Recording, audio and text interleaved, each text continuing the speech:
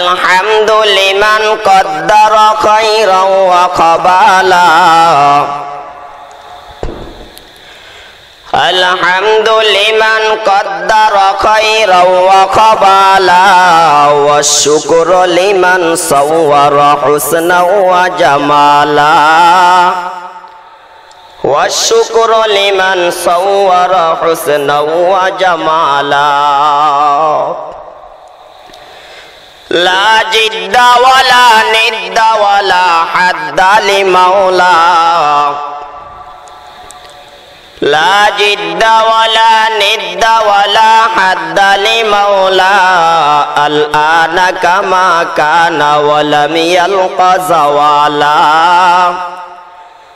الآن كما كان ولم يلق زوالا السلام عليكم ورحمة الله وبركاته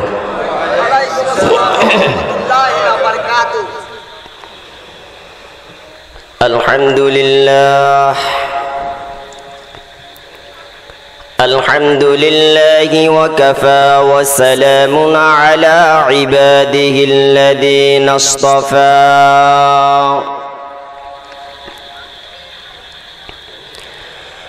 أما بعد فأعوذ بالله من الشيطان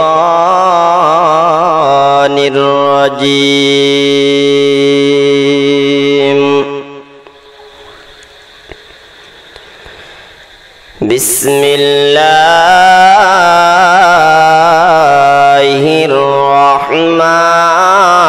الرحمن الرحيم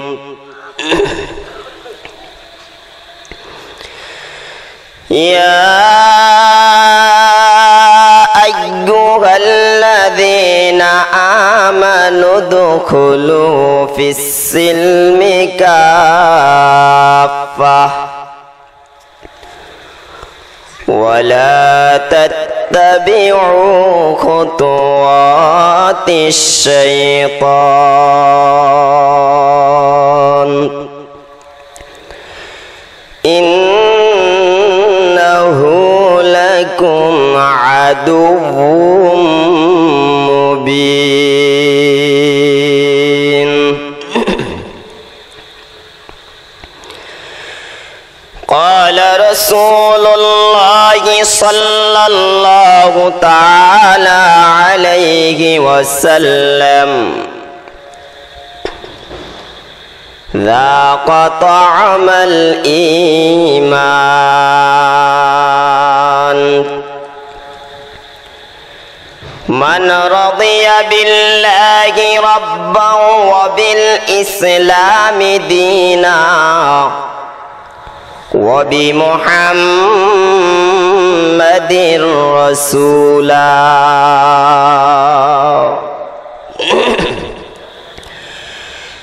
أو كما قال عليه الصلاة والسلام إن الله وملائكته يصلون على النبي يا أيها الذين آمنوا صلوا عليه وسلموا تسليما اللهم صل على محمد وعلى آل محمد كما صليت على إبراهيم وعلى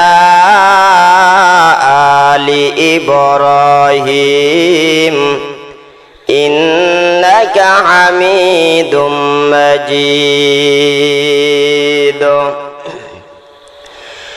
اللهم بارك على محمد محمد وعلى آل محمد كما باركت على إبراهيم وعلى آل إبراهيم إنك حميد مجيد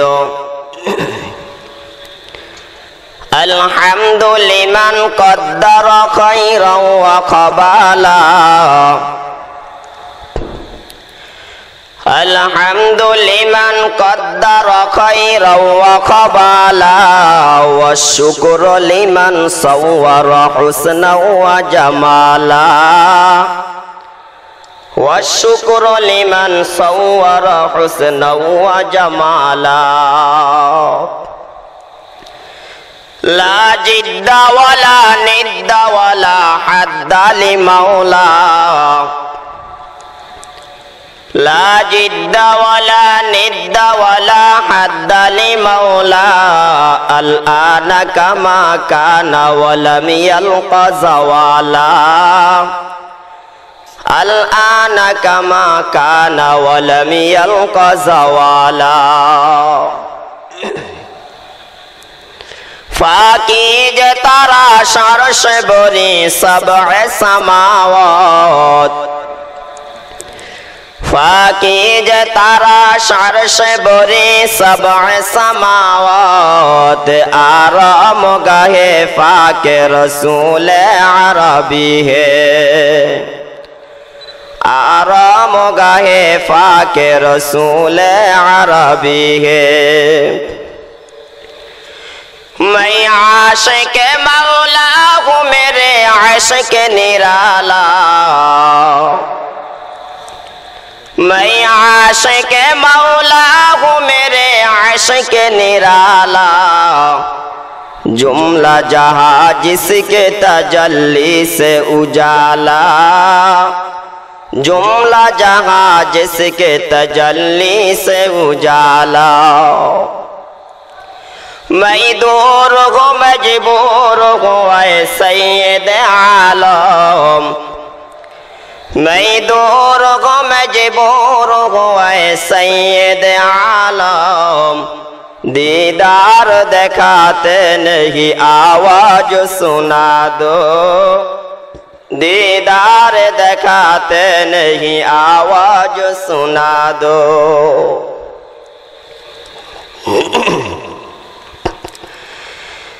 सोहमुनी बाजार मार्काजुल उलूम माद्रासा मैदान सोहमुनी पश्चिम बाजार मार्काजुल इस्लाम माद्रासार उद्योगे बार्षिक ওয়াজ ও দোয়ার মাহফিল उक्त মাহফিলের सम्मानित सभापति साहेब আলহাজ मोहम्मद আব্দুস সাত্তার ব্যাপারী साहेब विशिष्ट व्यवसायी सोहमुनी आजकेर महफिलेर प्रधान आकर्षण ओ अन्यान्य आमंत्रित हजरत उलामाए केराम मंचे उपविष्ट रयेछेन हजरत उलामाए केराम आमार सामने अवस्थानरत रयेछेन बसारत रयेछेन अल्लाह ताआलार आशिकीन जाकिरीन मुहिब्बीन बंदारा ओ जनाबे मुहम्मद रसूलुल्लाह सल्लल्लाहु अलैहि वसल्लमेर उम्मतेरा पर्दार आড়ালে अवस्थानरत रयेछेन आबेदा राशेदा साजेदा मा ओ बोनेरा सकलेई ओई महान सत्तार दरबारे इखलासेर साथे उच्च कण्ठे कालिमातुश शुकुर आदाय करी जे आल्लाह ताबारक ताआला आमाके आपनादेरके अगणित संख्य मानुषेर बसबास थेके जाचाई करे बाछाई करे भालोबेसे एई बेहेश्तेर बागानेर मध्य आसार बसार कुरानुल कारीम एवं हादिसे नबवी थेके किछु कथाबार्ता बलार एवं शोनार तौफिक इनायत करलेन सेई महान सत्तार दरबारे उच्च कण्ठे एकबार कालिमातुश शुकुर आदाय करी सकले बोली आलहामदुलिल्लाह। ভাইয়েরা আমার, আলোচনা শুরু করার আগেই আমরা সকলেই দয়া করে মেহেরবানি করে একটু খালি জায়গাগুলো পূরণ করে নেই। এটা একটি বেহেশতের বাগান, এটা একটি কোরআন হাদিসের মাজলিস, তাই এই বাগানের একটি আদব রয়েছে। আমরা সকলেই দয়া করে মেহেরবানি করে এই খালি জায়গাগুলো সকলের সামনে, যেখানে খালি জায়গা আছে আমরা সকলে পূরণ করে নেই। এটা যে বেহেশতের বাগান, আমাদের কারো কোনো সন্দেহ আছে? কথা বলেন, সন্দেহ আছে? ভাইয়েরা আমার, এই মাজলিস সম্পর্কে সহিহ মুসলিম শরীফের হাদিসে আসছে, عن أبي هريرة رضي الله تعالى عنه قال قال رسول الله صلى الله تعالى عليه وسلم وما اجتمع قوم في بيت من بيوت الله يتلون كتاب الله ويتدارسونه بينهم إلا نزلت عليهم السكينة وغشيتهم الرحمة وحفتهم الملائكة وذكرهم الله في من عنده أو كما قال عليه الصلاة والسلام। আল্লাহর নবীর প্রিয় সাহাবী হযরত আবু হুরায়রা রাদিয়াল্লাহু তাআলা আনহু বলেন, আল্লাহর নবী বলেছেন, দুনিয়ার যেই কোনো ঘরে, যেই কোনো জায়গায়, যেই কোনো প্রান্তেই আল্লাহর কোরআন শিক্ষা দেওয়া হয়, অথবা আমি নবীর হাদিস শিক্ষা দেওয়া হয়, আল্লাহর নবী বলেন, নাযালাত আলাইহিমুস সাকিনাহ, আমার আল্লাহর পক্ষ থেকে ওই মাজলিসের মধ্যে যারা উপস্থিত হয় তাদের উপরে আমার আল্লাহর পক্ষ থেকে শান্তি অবতীর্ণ হয়। কি অবতীর্ণ হয় বলেন?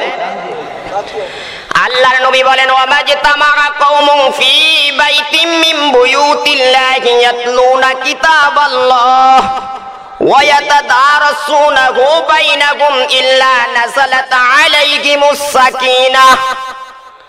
যেই ঘরে, যেই প্রান্তে, যেই কোনো জায়গায় আমি আল্লাহর কোরআন শিক্ষা দেওয়া হয়, আমার নবীর হাদিস শিক্ষা দেওয়া হয়, ওই মানুষগুলার উপরে ওই জায়গার মধ্যে আল্লাহ তাআলার রহমত বৃষ্টির ফোঁটার মতন আল্লাহ তাআলার শান্তি অবতীর্ণ হয়। তারপরে নবী বলেন, ওয়াগশিয়াতুহুমুর রাহমাহ, তাদের চতুর্দিক দিয়ে আল্লাহ তাআলার রহমত বেষ্টন করে নেয়। তৃতীয় নম্বরে, ওয়াহাফাতুহুমুল মালাইকা, আল্লাহ তাআলার রহমতের ফেরেশতারা তাদের চতুর্দিক দিয়ে দাঁড়িয়ে দাঁড়িয়ে পাহারাদারি করে। সুবহানাল্লাহ।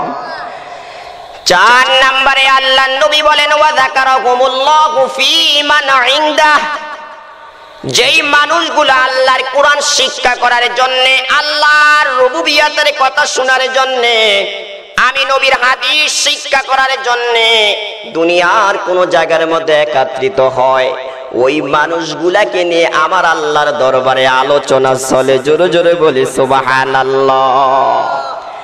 তাহলে 1 নম্বরে, এই বাগানে যারা উপস্থিত হবে তাদের উপরে আল্লাহর পক্ষ থেকে শান্তি অবতীর্ণ হয়। দ্বিতীয় নম্বরে, আল্লাহ তাআলার রহমত তাদেরকে বেষ্টনী করে নেয়। তৃতীয় নম্বরে, আল্লাহ তাআলার রহমতের ফেরেশতারা পাহারাদারি করে। চতুর্থ নম্বরে, ওই মানুষগুলার আলোচনা স্বয়ং আমার আল্লাহ করে। জোরে জোরে বলি সুবহানাল্লাহ। কি আলোচনায় করে? সহিহ বুখারীর অপর হাদিসের মধ্যে এসেছে, আন আবি হুরায়রা রাদিয়াল্লাহু তাআলা আনহু قال قال رسول الله صلى الله عليه وسلم إن لله ملائكة يطوفون في الطرق ইয়ালতামিসুনা আলাল যিকরি ফাইদা ওয়াজাদু কওমান ইয়াযকুরুনাল্লাহ তানাদাউ হালুম্মু ইলা হাজাতিকুম ফায়াহুফুনাহুম বিআজনিহাতিহিম ইলাস সামাঈদ দুনিয়া। জোরে জোরে বলি সুবহানাল্লাহ। আল্লাহর নবীর প্রিয় সাহাবী হযরত আবু হুরায়রা রাদিয়াল্লাহু তাআলা আনহু বলেন, আল্লাহ তাআলার এক শ্রেণীর ফেরেশতা আছে, তারা শুধু জমিনে ভ্রমণ করে। সুবহানাল্লাহ। তাদের ডিউটি হচ্ছে, কর্ম হচ্ছে তাম পৃথিবীর মধ্যে তারা ঘুরে, তাম পৃথিবীর মধ্যে তারা কি করে? ভ্রমণ করে, সফর করে। আর তারা কোথায় জিকিরের মাজলিস রয়েছে, কোথায় কোরআন তিলাওয়াতের মাজলিস রয়েছে, কোথায় ওয়াজের মাজলিস রয়েছে, ওই মাজলিসগুলা তারা তালাশ করে। সুবহানাল্লাহ। যখন তারা পৃথিবীতে ঘুরতে ঘুরতে কোন জায়গায় কোরআনের মাজলিস পেয়ে যায়, আল্লাহ তাআলার জিকিরের মাজলিস পেয়ে যায়, তখন তারা অন্য ফেরেশতাদেরকে বলে, ও ফেরেশতারা আসো আসো, এখানে আল্লাহ তাআলার জিকির হয়। জোরে জোরে বলি সুবহানাল্লাহ। আল্লাহর নবী বলেন, ওই ফেরেশতারা তখন একত্রিত হয়ে একে অপরের কাঁধের মধ্যে ভর করে, একে অপরের কাঁধের মধ্যে দাঁড়াইতে দাঁড়াইতে আল্লাহ তাআলার আরশ আজিম পর্যন্ত চলে যায়। এবার আমার আল্লাহ প্রশ্ন করে, বান্দা, আমার আল্লাহ প্রশ্ন করো, ও ফেরেশতারা তোমরা কোন থেকে এসেছো, কোন জায়গার থেকে তোমরা এসেছো? তখন ওই ফেরেশতারা জবাব দেয়, আয় আল্লাহ, ওই সমুনি বাজারের মার্কাজুল ইসলাম মাদ্রাসার উদ্যোগে যে মাহফিল হয়েছে, ওই মাহফিলের মধ্যে তোমার আলোচনা চলছে, তোমার বন্ধুর আলোচনা চলছে। ওই মানুষগুলা স্ত্রীকে ছেড়ে, আরামের ঘুমকে হারাম করে, দুনিয়ার সব কিছু ছেড়ে দিয়ে, ছেলে মেয়ে, ব্যবসা বাণিজ্য যা আছে সব ছেড়ে দিয়ে তোমার কথা শোনার জন্যে, তোমার বন্ধুর হাদিস শোনার জন্যে ওই বাগানে চলে আসছে। সুবহানাল্লাহ। আল্লাহ তাআলা এবার বলেন, হে ফেরেশতারা, আমার বান্দারা যে ওইখানে চলে আসছে, কেন আসছে? তারা কি আমি আল্লাহকে দেখছে? সুবহানাল্লাহ। এবার ফেরেশতারা বলে, আল্লাহ না না, তোমাকে তারা দেখে না। এবার আল্লাহ তাআলা প্রশ্ন করেন, ও ফেরেশতারা, যদি ওই বান্দাগুলো আমি আল্লাহকে দেখতো তাহলে কি অবস্থা হতো? আমাকে বান্দারা দেখে না। কোনদিন দেখছি আমরা আল্লাহকে? আমাকে বান্দারা কোনদিন দেখে না। না দেখে স্ত্রী ছেড়ে, ছেলে মেয়ে ছেড়ে, বাড়ি ঘর দরজা যা আছে সব কিছু ছেড়ে দিয়ে ওই বাগানে চলে আসছে। ও ফেরেশতারা, যদি ওই মানুষগুলা আমি আল্লাহকে দেখতো তাহলে কি অবস্থা হতো? তখন ফেরেশতারা জবাব দেয়, আয় আল্লাহ, ওই মানুষগুলা যদি তুমি আল্লাহকে দেখতো তাহলে তাদের অবস্থা কি হতো? আল্লাহ, রাগবাতান ফি ইবাদাতিকা, তাহলে তোমার ইবাদত তারা এত কঠিন ভাবে করত, তোমার ইবাদত তারা এত এত কঠিন ভাবে করত আল্লাহ, যেটা কোনোদিন ভাষায় প্রকাশ করা যায় না। আয় আল্লাহ, তারা তোমাকে দেখে না, না দেখো তোমার জন্য তারা পাগল পারা। জোরে জোরে বলি সুবহানাল্লাহ।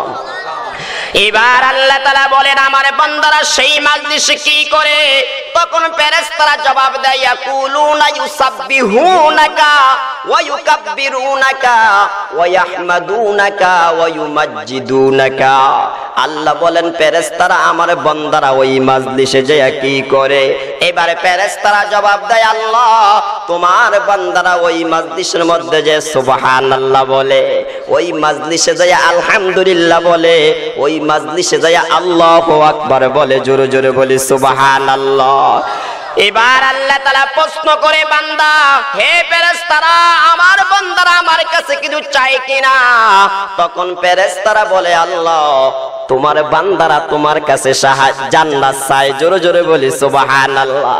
এবার আল্লাহ বলেন, হে ফেরেশতারা, আমার বান্দারা কি জান্নাত দেখেছে? এবার ফেরেশতারা বলে, না না আল্লাহ, তোমার বান্দারা জান্নাত দেখে নাই। আল্লাহ বলে, ও ফেরেশতারা, সাক্ষী থাকো, সাক্ষী থাকো, আমার বান্দারা জান্নাত না দেখো আমার কাছে জান্নাত চায়, আমি আল্লাহ তাদেরকে জান্নাত দিয়ে দিলাম। জোরে জোরে বলি সুবহানাল্লাহ।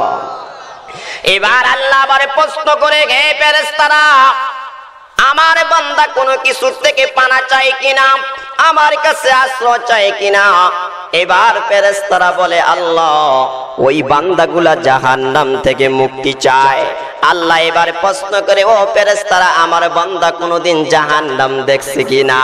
এবারে ফেরেশতারা বলে, আল্লাহ না না, তোমার বান্দা কোনোদিন জাহান্নাম দেখে না, তোমার বান্দারা কোনোদিন জাহান্নাম দেখে না, তারপরও জাহান্নাম থেকে মুক্তি চায়।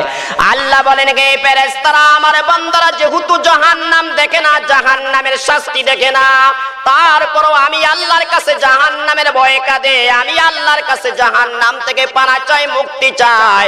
আমি আল্লাহ তোমাদেরকে সাক্ষী রেখে বললাম, ওই বান্দাদেরকে আমি আল্লাহ জাহান্নাম থেকে মুক্তি দিয়ে দিলাম। জোরে জোরে বলে সুবহানাল্লাহ। তাহলে এই মজলিসে আসলে লাভ আছে না লস? কথা বলেন, লাভ না লস? যাহারা এখনো আসেনি, রাস্তাঘাটে দোকানপাটে বসে রয়েছে, মনে হয় তারা খুব ভালো কাজ করতেছে নাকি? কথা বলেন, ভালো কাজ করতেছে? ইনশাআল্লাহ হাসরে ময়দানে দেখা যাবে। কিন্তু যাহারা আজকে এই মাজলিসের মধ্যে আসেনি, এই মাজলিসকে কদর করেনি, মূল্যায়ন করেনি, এই মাজলিসের কথাগুলা শ্রবণ করেনি, উলামায়ে কেরামের কথাগুলা শুনে না, ইনশাআল্লাহ হাসরে ময়দানে ওই মানুষগুলাকে দেখে ছাড়বো। আল্লাহর কাছে জবাবদেহি করতে হবে যে তোমার বাড়ির সামনে, তোমার দোকানের পাশেই কোরআনের মাজলিস চলছে, কোরআনের আলোচনা হচ্ছে, হাদিসের আলোচনা হচ্ছে, তুমি যাও নাই, শোনো না, তুমি মূল্যায়ন করো না, গুরুত্ব দেও না। আল্লাহর কাছে কাল কিয়ামতের ময়দানে কি করতে হবে? জবাবদেহি করতে হবে। ভাইয়েরা আমার, ইবনে মাজাহ এবং তিরমিজির বর্ণনা এসেছে, আন নবী হুরায়রা রাদিয়াল্লাহু তাআলা আনহু قال قال رسول الله صلى الله عليه وسلم يقول الله تعالى تفرغ لعبادتي। আল্লাহর নবীর সাহাবী আবু হুরায়রা রাদিয়াল্লাহু তাআলা আনহু বলেন, আল্লাহর নবী বলেছেন, স্বয়ং আল্লাহ তাআলা বলেন, এটা হাদিসে কুদসি, তাফাররাগ লিইবাদাতি, হে দুনিয়ার মানুষরা, তোমরা আমার ইবাদতের জন্য একটু সময় বের করো। সুবহানাল্লাহ। এই কথাটা কে বললেন? কথা বলেন। আমার আল্লাহ বলেন, তাফাররাগ লিইবাদাতি, হে দুনিয়ার বান্দা বান্দিরা, হে দুনিয়ার মানুষেরা, তোমরা আমি আল্লাহর ইবাদতের জন্য, একটু কোরআন তিলাওয়াতের জন্য, একটু তাসবিহ পড়ার জন্য, 5 ওয়াক্ত নামাজ পড়ার জন্য, কোরআনের হাদিসের মজলিসে যায় একটু বয়ান শোনার জন্য, আমি আল্লাহর জন্য একটু সময় বের করো। সারাদিন দোকানদারি করলা, সারাদিন মাঠে কাজ করলা, সারাদিন যত কাজকর্ম করলা, এগুলার ভাগ তো তোমার ছেলে হবে, মেয়ে হবে, আত্মীয় স্বজন সকলেই হবে, ঠিক না বেঠিক? আওয়াজ দিয়ে বলেন। আল্লাহ বলেন, হে বান্দা, তাফাররাগ লিইবাদাতি, সারাদিন নিজের জন্য কাজ করলা, ছেলে মেয়ের জন্য করলা, আর কিছু সময় আমি আল্লাহর জন্য কি করো? একটু সময় বের করো। কয়জন মানুষ আছে আল্লাহর এই কথাটাকে মূল্যায়ন করে? স্বয়ং আল্লাহ বলেন, তাফাররাগ লিইবাদাতি, হে বান্দা, আমি আল্লাহর ইবাদতের জন্য একটু সময় বের করো। যদি করো তাহলে কি হবে? আমলাউ ইয়াদাকা, সুবহানাল্লাহ। আল্লাহ নিজেই বলেন, যেই বান্দা আমার ইবাদতের জন্য একটু সময় বের করবে, আমি আল্লাহ তার দুনো হাত টাকা দ্বারা ভরপুর করে দিব। সুবহানাল্লাহ। আল্লাহ বলেন, আমলাউ ইয়াদাকা মালান, আমি আল্লাহ তোমার দুনো হাত টাকার দ্বারা ভরপুর করে দিব। সুবহানাল্লাহ। হে আমার ভাইয়েরা, আমরা দেখতে পাই অনেক সময় অনেক কোটিপতি, অনেক লাখপতি, লক্ষ লক্ষ কোটি কোটি টাকার মালিক, তারপরও বলেন নাই নাই, আছে নাকি নাই? কথা বলেন। সারাদিন শুধু হায় হুতাশ, মনে শান্তি নাই, ঘুমাইতে গেলে ঘুম নাই, খেতে গেলে ঠিক মতন খাবারও খেতে পারে না। কারণটা কি?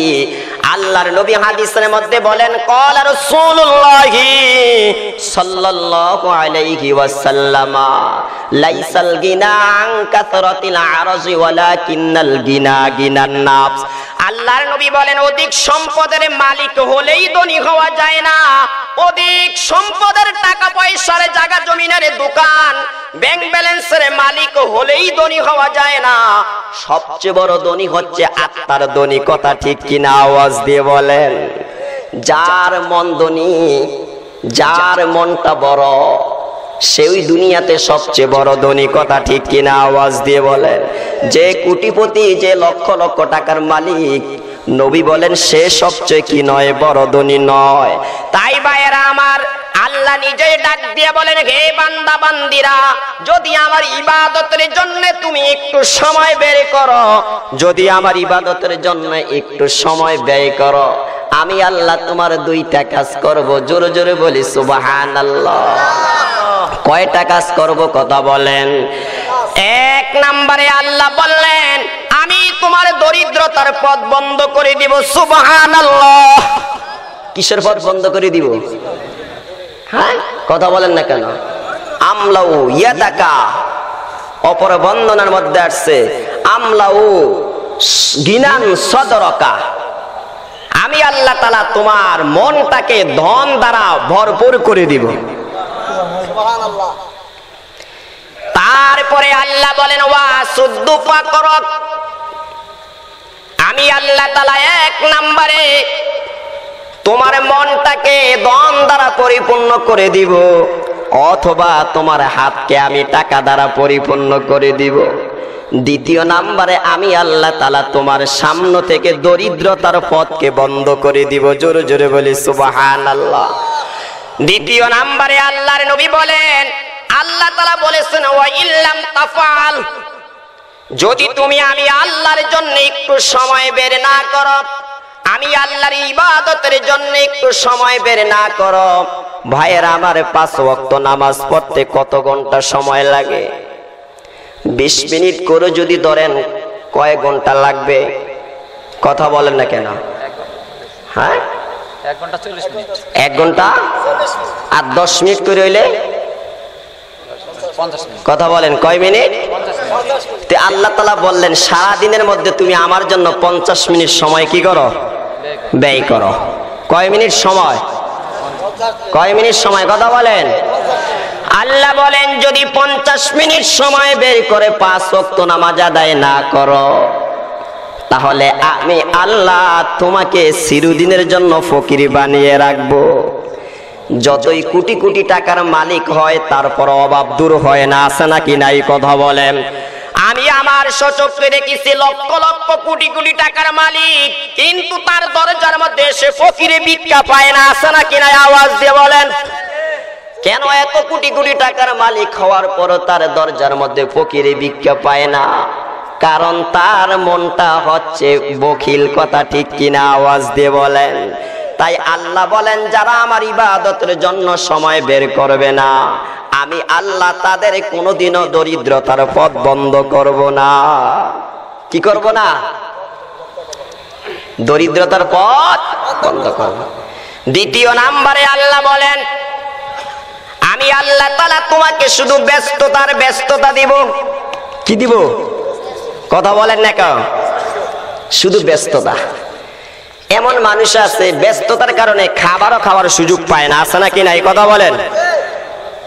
খাইতে বসছে, এর মধ্যেই হাজারো হাজারো ফোন। কি বলেন? ঠিক মতন খাবার খেতে পারে না, একটু ঘুমাইতে পারে না। তাহলে আল্লাহ বলেন যাহারা আমার ইবাদতের জন্য একটু সময় বের না করবে, এক নম্বরে আমি তাদের দরিদ্রতার পথ বন্ধ করব না, অভাব অনটন সারা জীবন লাগিয়ে রাখবো। দ্বিতীয় নম্বরে আমি আল্লাহ তাআলা তার 2 হাতকে ব্যস্ততা দিয়ে পরিপূর্ণ করে দিব। তুমি কত ব্যস্ত দেখাইতে পারো? নামাজের কথা বললেই ভাই এখন ব্যস্ত, আল্লাহর ইবাদতের কথা বললেই ভাই ব্যস্ত। আছে নাকি নাই? কথা বলেন। তাহলে আল্লাহ কি বললেন? যাহারা আমার ইবাদতের জন্য একটু সময় বের করবে, আমি আল্লাহ তাদের 2টা কাজ করব। আর যারা সময় বের করব না, তাদের জন্য কয়টা কাজ? কথা বলেন না কেন? 2টা কাজ। যারা আল্লাহর ইবাদতের জন্য একটু সময় বের করবে, আল্লাহ তাআলা তাদের দুই হাত টাকার দ্বারা ভরপুর করে দিবে আর তাদের দরিদ্রতার পথ বন্ধ করে দিবে। আর যারা আল্লাহর ইবাদতের জন্য সময় বের করবে না, আল্লাহ তাআলা তাদের দুই হাতকে ব্যস্ততা দ্বারা পরিপূর্ণ করে দিবে আর আল্লাহ তাদের দরিদ্রতার পথ কি করবে না, বন্ধ। একটা রিকশা চালক যত আরামে ঘুমায়, এই দেশের কোটিপতিরা এরকম আরামে ঘুমাইতে পারে না। কথা ঠিক কিনা? আওয়াজ দিয়ে বলেন। ভাইয়েরা আমার, ভূমিকা স্বরূপ কিছু কথাবার্তা বললাম। এবার আমি আপনাদের সম্মুখে আল্লাহ তাআলার কালামুল হাকিম থেকে কিছু একটা আয়াতে কারিমা তিলাওয়াত করেছিলাম। আপনারা সকলেই জানেন কোরআনুল কারিমের সবচেয়ে বড় সূরা হচ্ছে সূরাতুল বাকারা। এই সূরার থেকে 207 নম্বর আয়াত তিলাওয়াত করেছি। কত নম্বর আয়াত বলেন? সহিহ মুসলিম থেকে একখানা হাদিস পাঠ করেছি। আল্লাহ তাবারক ওয়া তাআলা তামাম দুনিয়ার সমস্ত ঈমানদারদেরকে ডাক দিয়ে বলেন, ইয়া আইয়ুহাল্লাযীনা আমানু দুখুলু ফিস-সিলমি কাফা। হে ঈমানদারেরা, হে ঈমানদার নারী পুরুষরা, তোমরা পরিপূর্ণরূপে ইসলামে প্রবেশ করো। ওয়ালা তাত্তাবিউ খুতুওয়াতিশ শাইতান, আর তোমরা শয়তানের পদাঙ্ক অনুসরণ করো না। ইন্নাহু লাকুম আদুউম মুবিন, কেননা শয়তান হচ্ছে মানুষের প্রকাশ্য দুশমন। কথা ঠিক কিনা বলেন? ভাইয়েরা আমার, এটা হলো আয়াতের অর্থ। এই আয়াতটা আল্লাহ কখন অবতীর্ণ করলেন, কোন সময় আল্লাহ অবতীর্ণ করলেন? মুফাসসিরিন কেরাম তাফসীরের কিতাবের মধ্যে লিখেছেন, আব্দুল্লাহ ইবনে সালাম রাদিয়াল্লাহু তাআলা, যিনি ইহুদিদের মধ্যে বড় একজন আলেম ছিলেন, ইহুদি ধর্মের অনেক বড় একজন পণ্ডিত ছিলেন, যিনি তাওরাত কিতাবের হাফেজ ছিলেন। সুবহানাল্লাহ। এই আব্দুল্লাহ ইবনে সালাম কেমন ছিলেন? সুবহানাল্লাহ। তাওরাত কিতাবের একজন হাফেজ, যিনি হযরতে ইউসুফ আলাইহিস সালামের বংশধর। আল্লাহ তাআলা তিনার ব্যাপারে কি করলেন? এই কোরআনের 200 সূরাতুল বাকারার 207 নম্বর আয়াত নাজিল করলেন। আব্দুল্লাহ ইবনে সালাম রাদিয়াল্লাহু তাআলা আনহু যখন ইসলাম ধর্ম গ্রহণ করলেন, গ্রহণ করার পরে আল্লাহর নবীর কাছে 3টা দরখাস্ত করলেন। কয়টা? আওয়াজ দিয়ে বলেন। 1 নম্বরে আল্লাহর নবীর কাছে বললেন, ইয়া রাসূলুল্লাহ, ইয়া হাবিবাল্লাহ, ওগো আল্লাহর পয়গম্বর, আমি ইহুদি ধর্ম ছেড়ে দিয়ে ইসলাম ধর্ম গ্রহণ করেছি। আমি আপনার কাছে 3টা বিষয়ে দরখাস্ত করতে চাই, 3টা বিষয়ে আপনার কাছে অনুমতি চাই। ইয়া রাসূলুল্লাহ, ইয়া হাবিবাল্লাহ, আমি একজন তাওরাত কিতাবের হাফেজ, আপনার কাছে অনুমতি চাই। আপনি একটু আমাকে কি করেন? তাওরাত কিতাব প্রতি রাত্রে তিলাওয়াত করার সময় দেন, সুযোগ দেন। এটা কয় নাম্বার দরখাস্ত? আওয়াজ দিয়ে বলেন। 1 নাম্বার। কয় নাম্বার? আমাকে একটু সময় দেন কি করার জন্য? তাওরাত কিতাব তিলাওয়াত করার জন্য। 2 নম্বরে বললেন, ইয়া রাসূলুল্লাহ, ইয়া হাবিবাল্লাহ, ইহুদিরা প্রতি শনিবারে, তারা প্রতি শনিবারকে সম্মান করে, ইজ্জত করে। প্রতি শনিবারে তারা গির্জাখানায় যায়, তাদের ইবাদতখানায় যায়। নবীজি, আমাকে একটু অনুমতি দেন, আমি প্রতি শনিবারে কি করব? প্রতি শনিবারকে আমি একটু সম্মান করব। এবার 3 নম্বরে বললেন, ইয়া রাসূলুল্লাহ, ইয়া হাবিবাল্লাহ, ইহুদিদের ধর্মের মধ্যে উটের গোশত খাওয়া হারাম, কিন্তু ইসলাম ধর্মে উটের গোশতকে কি করা হয় না? হারাম করা হয় না, আবার খাওয়ার জন্য বাধ্য করাও হয় না। ইয়া রাসূলুল্লাহ, ইয়া হাবিবাল্লাহ, আপনি যদি আমাকে অনুমতি দেন তাহলে আমি উটের গোশত খাবো না। কথা কি বুঝেন আমার? কয়টা দরখাস্ত করলেন? কয়টা?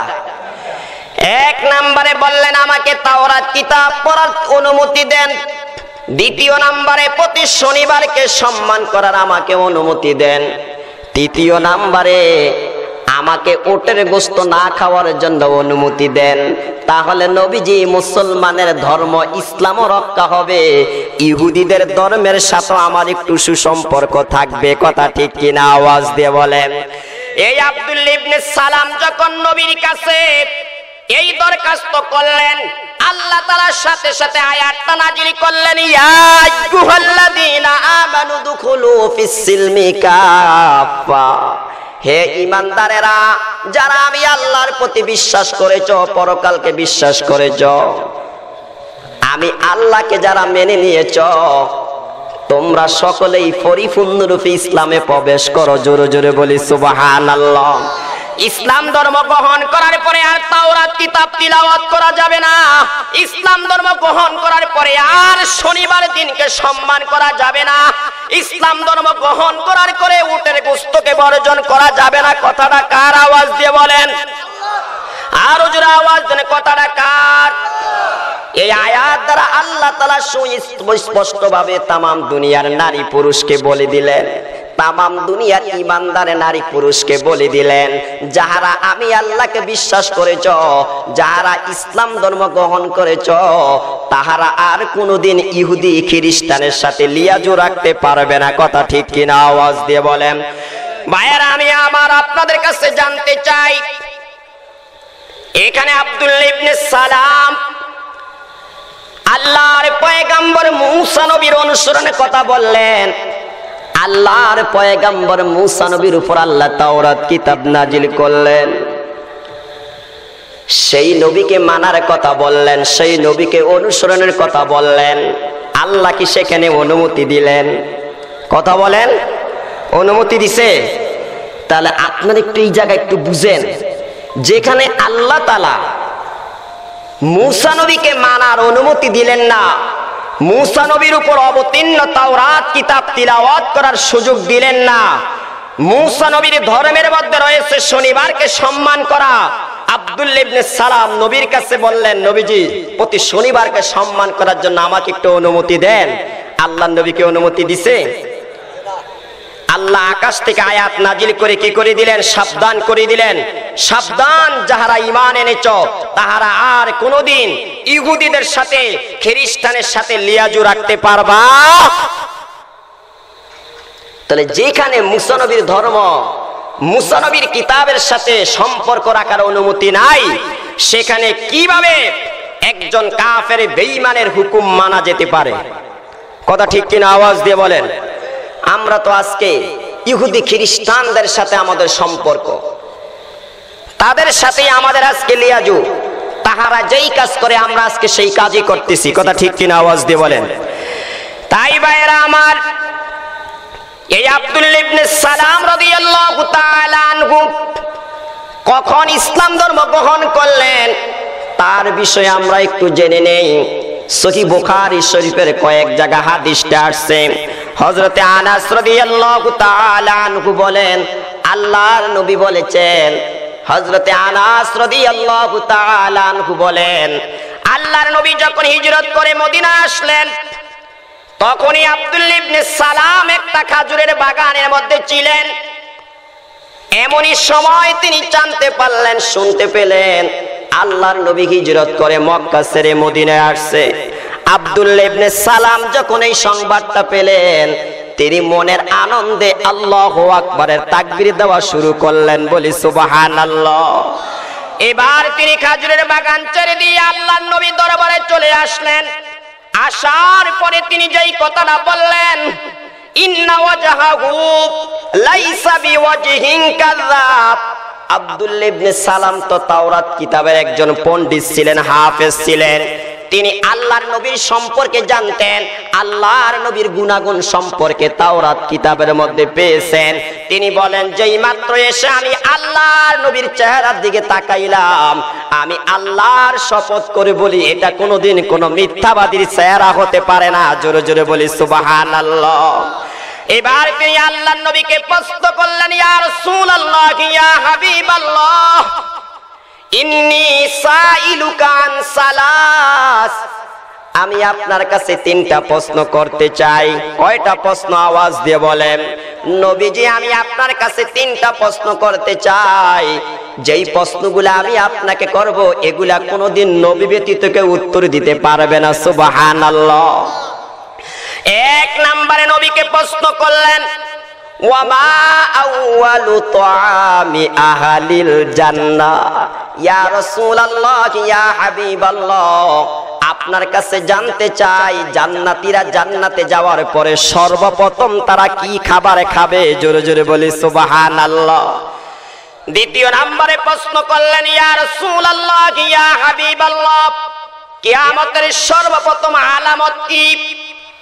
3 নম্বরে প্রশ্ন করলেন, ইয়া রাসূলুল্লাহ, ইয়া হাবিবাল্লাহ, সন্তান কখন বাবার সুরত ধারণ করে? সন্তান কখন আবার মায়ের সুরত ধারণ করে? কয়টা প্রশ্ন? কথা বলেন। 1 নম্বরে প্রশ্ন করলেন জান্নাতীদের প্রথম খাবার কি? 2 নম্বরে প্রশ্ন করলেন কিয়ামতের প্রথম আলামত কি? 3 নম্বরে প্রশ্ন করলেন সন্তান কখন মায়ের সুরত ধারণ করে? সন্তান কখন বাবার সুরত ধারণ করে? কথা ঠিক কিনা বলেন। এবার আল্লাহর নবী বলেন, হে আব্দুল্লাহ ইবনে সালাম, তুমি যে প্রশ্নগুলা করেছো এগুলার উত্তর আমি এতদিন জানতে পারিনি। এই মাত্র জিব্রাইল ফেরেশতা এসেছে, এসে আমাকে জবাব দিয়ে গেছে। জোরে জোরে বলি সুবহানাল্লাহ। জিব্রাইল ফেরেশতা এসে বললেন, ইয়া রাসূলুল্লাহ, ইয়া হাবিবাল্লাহ, জান্নাতীদের প্রথম খাবার হচ্ছে সুবহানাল্লাহ মাছের কলিজার যে অতিরিক্ত একটা অংশ আছে, সেই অংশের দ্বারা জান্নাতের সমস্ত জান্নাতীরা নাস্তা করবে। জোরে জোরে বলি সুবহানাল্লাহ। হে আমার ভাইয়েরা, ভালো করে বুঝার বিষয়, একটা মাছের কলিজার অতিরিক্ত অংশ দ্বারা যদি জান্নাতীদেরকে নাস্তা করানো হয়, কেমন খাবার জান্নাতীরা খাবে তা কি আমরা জানি? এক হাদিসের মধ্যে আসছে, আল্লাহর নবী বলেন, একজন জান্নাতের পুরুষকে আল্লাহ তাআলা ৭২ জন স্ত্রী দিবে। কয়জন? কথা বলেন, কথা বলেন, কয়জন? নবীজি বলেন, ওয়ায়ুজাওয়াজু সিনতাইন ওয়া সাবঈনা যাওজাতাম মিনাল হুরিল আইন। জান্নাতি একজন পুরুষকে আল্লাহ তাআলা ৭২ জন স্ত্রী দিবে। আল্লাহর নবী বলেন ৭২ জন স্ত্রী ৭২টা শরবতের জগ নিয়ে আসবে, আর ওই জান্নাতি পুরুষ এক একটা জগ করে সবগুলা শরবতের জগ পান করে ফেলবে। সুবহানাল্লাহ। তাই আল্লাহর নবী বলেন, ওই জান্নাতীদের প্রথম খাবার হবে একটা মাছের অতিরিক্ত কলিজার যে অতিরিক্ত টুকরা আছে, গোশত আছে, সেটার দ্বারা। সুবহানাল্লাহ। এবার বাবার বিষয়, মাছটা কত বড়? সুবহানাল্লাহ বলবেন না? ওই মাছটা কত বড়? তাহলে আমরা আজকে কি জানতে পারলাম? জান্নাতীদের প্রথম খাবার কি হবে? মাছের কলিজার অতিরিক্ত অংশ। ভাইয়েরা আমার, এটা কোন মাছ? তাফসীর ইবনে কাসিরের মধ্যে এসেছে, নুন ওয়াল কলামি ওয়া মা ইয়াসতুরুন। এই নুনের তাফসীর করতে যে মুফাসসির কেরাম বলেছেন, এটা কোন মাছ? আল্লাহ তাআলা সর্বপ্রথম কলমকে সৃষ্টি করলেন। সর্বপ্রথম কলমকে সৃষ্টি করার পরে আল্লাহ তাআলা একটা মাছ সৃষ্টি করলেন। ওই মাছটাকে সৃষ্টি করে আল্লাহ তাআলা মাছের কাঁটার উপরে 7টা জমিন সৃষ্টি করলেন। জোরে জোরে বলি সুবহানাল্লাহ। এই মাছের কাঁটার উপরে, মাছের পিঠের মধ্যে একটা কাঁটা থাকে না? কথা বলেন না কেন? আর থাকে কি থাকে না? এই কাঁটার উপরে আল্লাহ তাআলা কি করলেন? 7টা জমিনকে স্থাপিত করলেন। এবার জমিনটা নড়াচড়া শুরু করলো। তারপরে আল্লাহ তাআলা বিশাল বড় বড় পাহাড় সৃষ্টি করে ওই পাহাড় গুলাকে জমিনের মধ্যে ফেরাগ হিসাবে মেরে দিলেন। তাহলে ভাইয়েরা আমার, এই হাদিস দ্বারা প্রমাণিত হলো, সহিহ বুখারীর হাদিস, জান্নাতীরা সর্বপ্রথম যেই খাবার খাবে সেটা হবে মাছের কলিজা। সুবহানাল্লাহ। এটা কি দুনিয়ার মাছের কলিজা ভাইয়েরা আমার? সুবহানাল্লাহ। 2 নম্বরে আল্লাহর নবী বললেন, কিয়ামতের সর্বপ্রথম আলামত হলো একটি আগুন বের হবে। ওই আগুনটা পূর্ব দিক থেকে মানুষগুলাকে তাড়াইতে তাড়াইতে পশ্চিম দিকে নিয়ে যাবে। সুবহানাল্লাহ। এটাই হলো সর্বপ্রথম কিয়ামতের আলামত। তৃতীয় নম্বরে বললেন কে আব্দুল্লাহ ইবনে সালাম, তুমি যে প্রশ্ন করেছো সন্তান কখন পিতার সুরূপ ধারণ করে, সন্তান কখন মায়ের সুরূপ ধারণ করে, হে আব্দুল্লাহ ইবনে সালাম জেনে নাও, স্বামী স্ত্রী যখন মিলন করে, মিলন করার সময় স্বামীর বীর্য যদি কি হয়, প্রবল হয়, তাহলে আল্লাহ তাআলা সন্তানটাকে বাবার সুরূপ দান করে। জোরে জোরে বলি সুবহানাল্লাহ। আর স্বামী স্ত্রী মিলন করার সময় স্ত্রীর বীর্য যদি প্রবল হয়, আল্লাহ তাআলা সন্তানটাকে মায়ের সুরূপ দান করে। কিন্তু কোন কোন মুহাদ্দিসিনে কেরাম এই হাদিসের ব্যাখ্যা করতে যে বলেছেন, স্বামী স্ত্রী মিলন করার সময় স্ত্রীর গর্ভে যদি আগে স্বামীর বীর্যটা যায়, আল্লাহ তাআলা তাকে ছেলে সন্তান দান করে। বলি সুবহানাল্লাহ।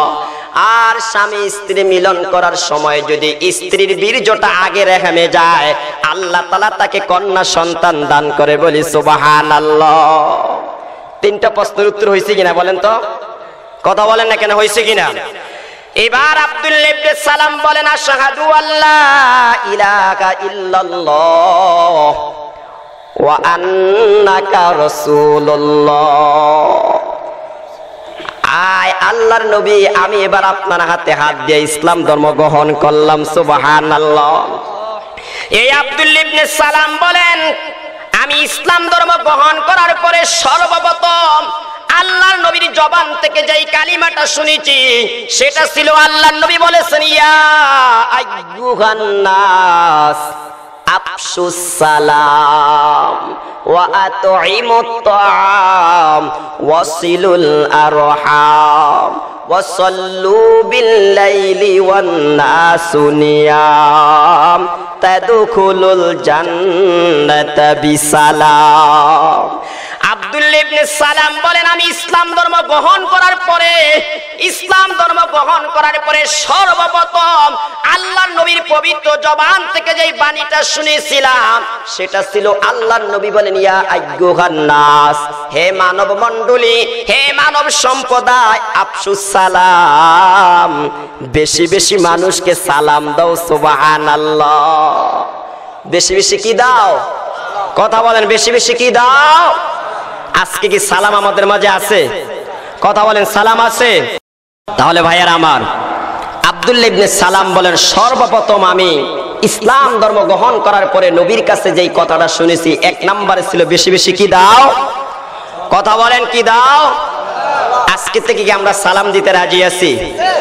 দুঃখের বিষয়, আমরা অনেকেই সালাম পাওয়ার আশায় বসে থাকি। কি বলেন, ঠিক না? স্বামী স্ত্রীকে সালাম দেয় না, স্ত্রী স্বামীকে সালাম দেয় না, বাবাই ছেলেকে সালাম দেয় না, ছেলে বাবাকে সালাম দেয় না, ভাই ভাইকে সালাম দেয় না, মায় মেয়েকে সালাম দেয় না, মেয়ে মেয়েকে সালাম দেয় না। ঠিক কিনা? আওয়াজ দিয়ে বলেন। সালামত কি করা? দোয়া করা। সালামতি হচ্ছে দোয়া, শান্তি। অথচ আমি যাকে চিনি না শুনি না তাকে সালাম দিয়ে তার জন্য শান্তির দোয়া করলাম, আমি আমার স্ত্রীকে সালাম দিয়ে তার জন্য শান্তির দোয়া করলাম না, আমার স্ত্রী আমাকে সালাম দিয়ে শান্তির দোয়া করলো না। কথা ঠিক কিনা? আওয়াজ দিয়ে বলেন। তাই ভাইয়েরা আমার, আব্দুল্লাহ ইবনে সালাম বলেন, আল্লাহর নবী বললেন, আফশুস সালাম, বেশি বেশি কি দাও? সালাম দাও। ওয়া আতঈমুত তাআম, অনাহারীকে খাওয়াও। কথা বলেন, কি বললেন? অনাহারীকে আহার দাও। ওয়াসিলুল আরহাম, আত্মীয়তার সম্পর্ক রক্ষা করো। ওয়াসাল্লু বিল লাইলি ওয়ান নাসু নিয়াম। 4 নম্বরে আল্লাহর নবী বলেন, গভীর রজনীতে উঠে দাঁড়িয়ে আল্লাহর ইবাদত করো, তাহাজ্জুদের নামাজ পড়ো। সুবহানাল্লাহ। এই হাদিসের মধ্যে আল্লাহর নবী কয়টা কথা বললেন? 4টা কথা বললেন। 1 নম্বরে বললেন বেশি বেশি সালাম দাও, 2 নম্বরে বললেন অনাহারীকে খাবার দাও, 3 নম্বরে বললেন আত্মীয়তার সম্পর্ক রক্ষা করো, 4 নম্বরে বললেন গভীর রাত্রে নামাজ পড়ো। সুবহানাল্লাহ। আল্লাহর নবী বলেন যেই বান্দা অথবা বান্দি এই চারটা কাজ করবে তাদখুলুল জান্নাতা বিসালাম, ওই বান্দা বান্দি নিরাপত্তার সাথে আল্লাহর জান্নাতে প্রবেশ করবে। সুবহানাল্লাহ। কয়টা কাজ করলে আওয়াজ দিয়ে বলেন? আবারও বলছি বেশি বেশি কি দেওয়া? সালাম দেওয়া। 2 নম্বরে অনাহারিকে আহার দেওয়া। 3 নম্বরে আত্মীয়তার সম্পর্ক রক্ষা করা। বর্তমান সমাজে তো আত্মীয়তার সম্পর্ক রক্ষা নাই। বাবাই মরে গেছে, বাবাই মরে যাওয়ার পরে ভাইয়েরা বাবার সমস্ত সম্পদ গ্রাস করে নেয়। কথা ঠিক কিনা? আওয়াজ দিয়ে বলেন। বোনকে সম্পদ দেয় না, অথচ আল্লাহ বলেছেন যখন কোনো পিতা মারা যাবে ছেলে পাবে 2 ভাগ, মেয়ে পাবে কয় ভাগ? আওয়াজ দিয়ে বলেন। এই বন্টনটা স্বয়ং কে করে দিলেন? আওয়াজ দিয়ে বলেন। আল্লাহ করে দিলেন। দুনিয়ার কোনো এমপি করে নাই, দুনিয়ার কোনো মন্ত্রী করে নাই, দুনিয়ার কোনো সরকার করে নাই। আমার আল্লাহ বলে দিচ্ছেন কোন পিতা ইন্তেকাল করার পরে ওই পিতার পরিত্যক্ত সম্পদ ছেলে পাবে 2 ভাগ, মেয়ে পাবে কয় ভাগ? আওয়াজ দিয়ে বলেন। অথচ দুঃখের বিষয় অনেক সমাজে অনেক হাজী সাহেব রয়েছে, হজ করতে যাওয়ার সময় ছেলের নামেই সব দিয়ে গেছে, মেয়েকে দেয় না। আছে নাকি নাই? কথা বলেন। হে হাজী সাহেব, ভালো করে জেনে নেন, ভালো করে শুনে নেন। আপনি লক্ষবার হজ করতে পারেন, কোটিবার আপনি হজ করতে পারেন, আল্লাহর খানা কাবারে গিলাফ ধরে আপনি কাঁদতে পারেন, আল্লাহ কোনোদিন আপনাকে ক্ষমা করবে না। কথা ঠিক কিনা? আওয়াজ দিয়ে বলেন। যেখানে আল্লাহ স্বয়ং বলে দিলেন পিতার সম্পদ ছেলে পাবে 2 ভাগ, মেয়ে পাবে কয় ভাগ? আওয়াজ দিয়ে বলেন। অথচ দুঃখের বিষয় সমাজে কিছু ভাই রয়েছে, বোনেরা যখন সম্পদের জন্য আসে তখন মুখটাকে কালা করে নেয়। কথা ঠিক কিনা বলেন? আছে না? কিন্তু বোনে যখন সম্পদ দাবি করে তখন আর ভাইয়ের চেহারা থাকে না। আছে না কি নাই? কথা বলেন। আছে না কি নাই? কি থাকে না? চেহারা থাকে না। আবার দিলেও পরিপূর্ণ দেয় না। কি বলেন? দেওয়ার পরে আর বোনের সাথে সম্পর্ক নাই। তুমি তো একেবারে সম্পদ নিয়ে গেছো, একেবারে ওয়ারিস নিয়ে গেছো, এখন আর তোমার সাথে কি সম্পর্ক? সমাজে অধিকাংশ মানুষ রয়েছে যারা বোনেদের সম্পদ মেরে খাইতেছে। আওয়াজ দিয়ে বলেন ঠিক না ঠিক? এরাই আবার সমাজের মধ্যে নামাজি দাবি করে, মসজিদের প্রথম কাতারের মুসল্লি, সমাজে হাজী সাহেব নামে পরিচিত। আপনি যতই প্রথম কাতারে যে নামাজ পড়েন, যতই তাহাজ্জুদের নামাজ পড়েন, যতই ইশরাকের নামাজ পড়েন, যতই আমল করেন না কেন, যেই পর্যন্ত আপনি আপনার বোনের সম্পদ পরিপূর্ণ বুঝিয়ে না দিবেন সেই পর্যন্ত আপনার ইবাদত আল্লাহর কাছে কবুল হবে না। বোনের সম্পদ দিতে চায় না। আপনাদের কাছে কথা খারাপ লাগে? কথা বলেন। এরকম লোক আছে নাকি না? এই কথা বলেন। ভাইয়েরা আমার, তাই আল্লাহর নবী বললেন যেই বান্দা অথবা বান্দি 4টা কাজ করবে, 1 নম্বরে বেশি বেশি সালাম দিবে, 2 নম্বরে অনাহারিকে আহার দিবে, 3 নম্বরে আত্মীয়তার সম্পর্ক রক্ষা করবে, 4 নম্বরে গভীর রজনীতে তাহাজ্জুদের নামাজ পড়বে। রাজি আছি? ভাইয়েরা আমার, বাইহাকির হাদিসের মধ্যে আসছে ক্বালা রাসূলুল্লাহ সাল্লাল্লাহু আলাইহি ওয়াসাল্লাম ইউহশারুন নাসু ইয়াউমাল কিয়ামাতি ফি সাঈদিন ওয়াহিদ ফায়ুনাদি মুনাদিন আইনাল্লাযী কানাত তাতাজাফা জুনুবুহুম আনিল মাদাজি'i। আল্লাহর নবী বলেন কিয়ামতের ময়দানে সমস্ত মানুষগুলাকে একত্রিত করা হবে। এমন সময় একজন ঘোষণাকারী ঘোষণা দিবে, ওই সমস্ত মানুষগুলা আজকে কোথায়? ওই সমস্ত মানুষগুলা আজকে কোথায় যারা দুনিয়াতে থাকতে গভীর রাত্রে তাদের পিঠটাকে বিছানার সাথে লাগায় না? সুবহানাল্লাহ।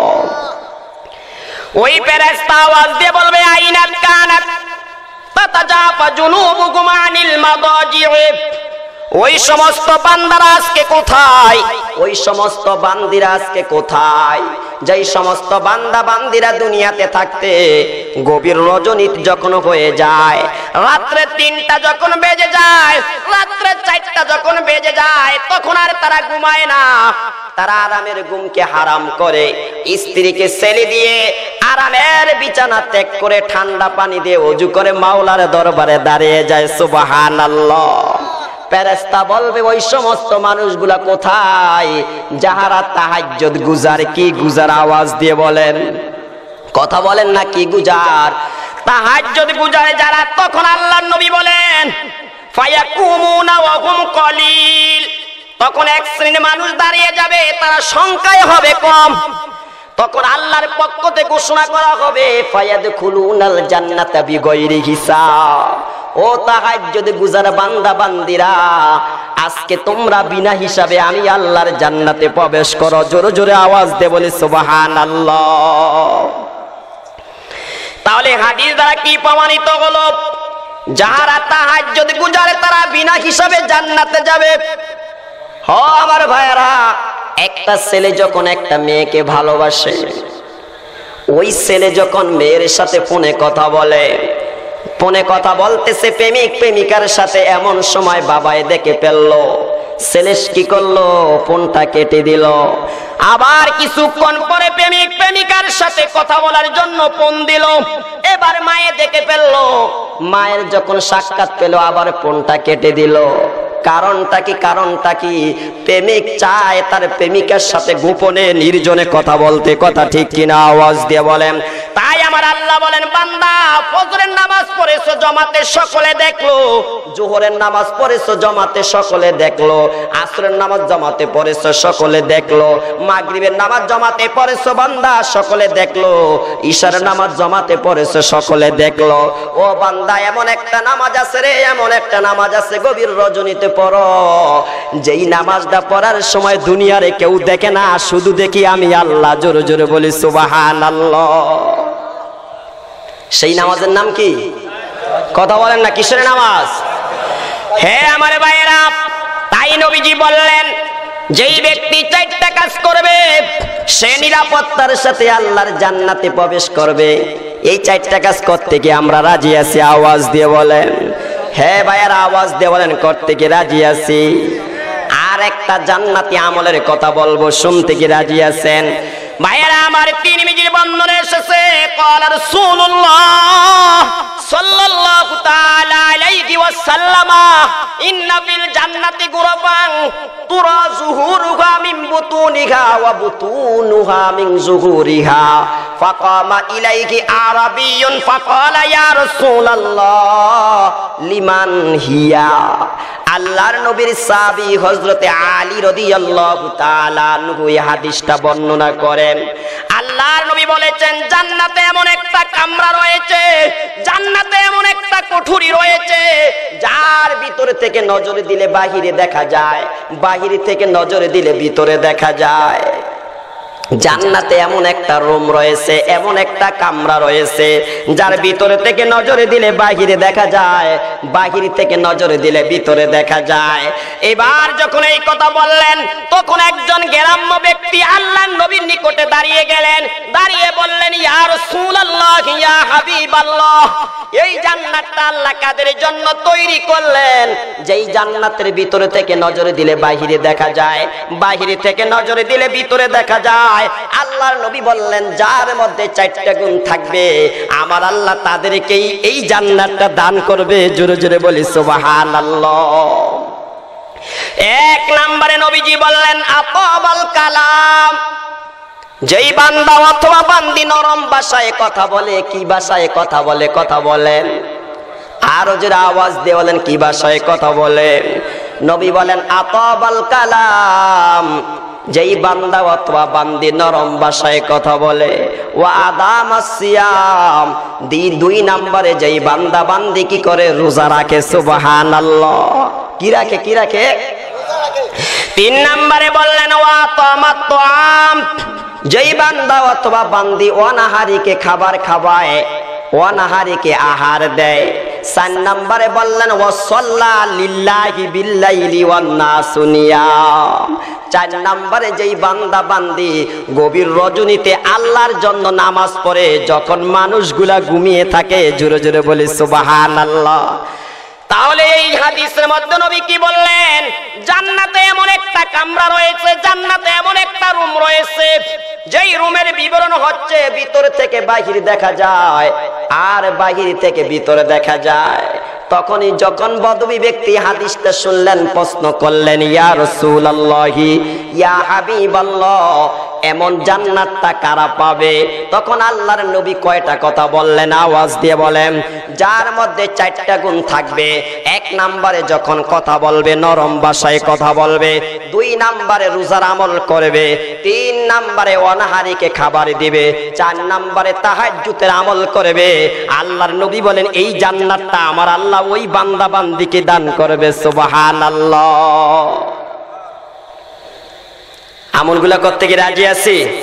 কথা বলেন না কেন? রাজি আছি।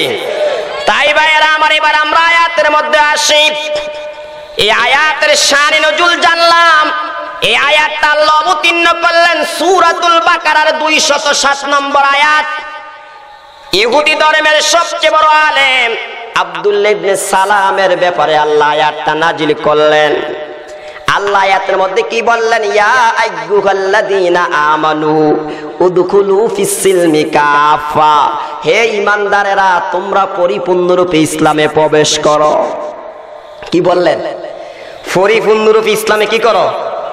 ভাইয়েরা, আমি আর আপনি যখন মসজিদে প্রবেশ করি অথবা আমার আপনার নিজের ঘরে প্রবেশ করি, একটা পাও ঘরে দিলাম আর একটা পাও এখনো বাহিরে, আমি কি পরিপূর্ণ ঘরে? পরিপূর্ণ বাহিরে বোঝা যাবে?